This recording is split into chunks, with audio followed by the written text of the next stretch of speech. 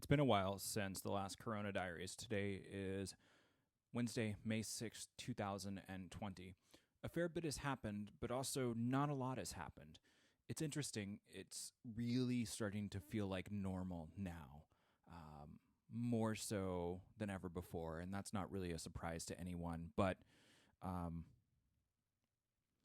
this has definitely become our new way of life, and change has kind of slowed down. We're no longer looking at numbers anymore to see, what today's count is, or at least in this house, we're not. We're just kind of accepting it and trying to find other avenues. Animal Crossing has been a great distraction from all of this. We've been playing that. I'm not a big video gamer, but playing it with John has been really good.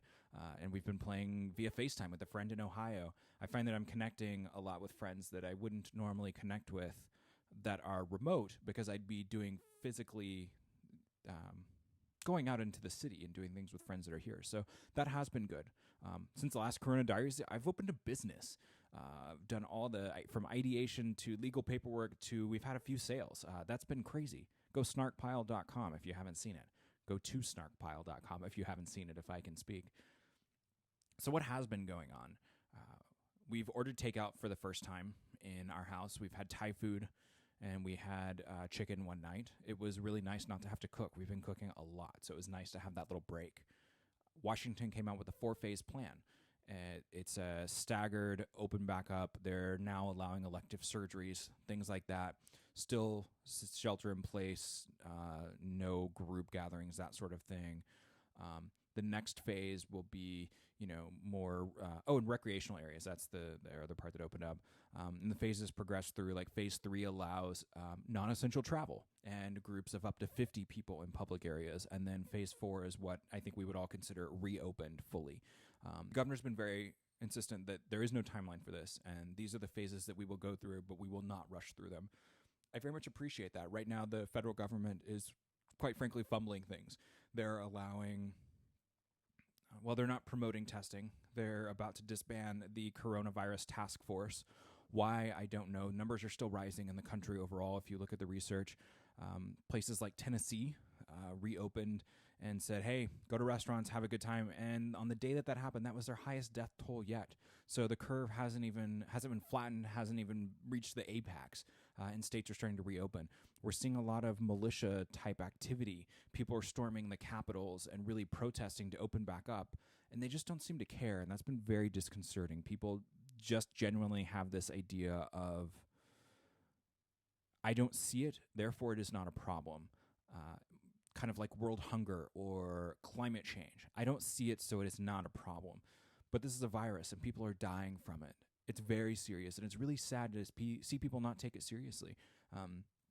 I've heard of people, like going to social gatherings at people's houses, and it's like, well, I know them, but great that you know them, but you don't know who they've talked to. You don't know who they've been around, who they've picked up at the grocery store. The whole idea of social distancing and sheltering in place is not to go see people that you know and trust. It's to stay away from everyone so that we can let the virus run its course for anybody that's had it, and an attempt to eradicate it and flatten the curve to reduce the strain on hospitals. And we've definitely done that here in Washington, but it's not been the case other places.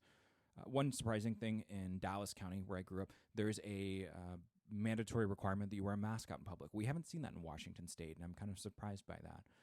The other interesting fact that I thought I would let you all know and to be able to look back on is while it is May 6th, Amazon, where I work right now and where John works, has said that we cannot require employees to go back to work before 10/2 that are not essentially required to be in the office, which I think is awesome. Provided a lot of relief. There's not saying that we can't go back to work, but saying that it will be allowed at least through then. And I think that's provided a lot of needed relief. They really just, punted the football way down there so people can say, you know what, I don't have to worry about being forced to go back to work anytime soon. I can really take it nice and slow and do what feels right. I'm hoping we don't see a second surge in Washington. I think that our governor will do everything he can to control that, but I also worry about people starting to travel and come back into the state. I'm guessing that I'll probably be able to go back to the office around July. I don't know. I have family that's supposed to be coming to visit in July, and I'm really hoping that happens. I miss them terribly. And there's a chance that it won't. I would say it's probably 50-50 right now. Had some really cool arts things happening this year that have all been canceled, or one of them hasn't been canceled yet, but I'm certain that it will. So it's been a very trying time. Thanks for tuning in to this edition of Corona Diaries, and look for some more soon. I have some more people that I want to interview, talk to, bring to you guys, and someone from the past that we'll talk to as well that's been in a previous episode, and we'll check in. I want to talk to Deidre from Texas and see how they're doing down there. So stay subscribed.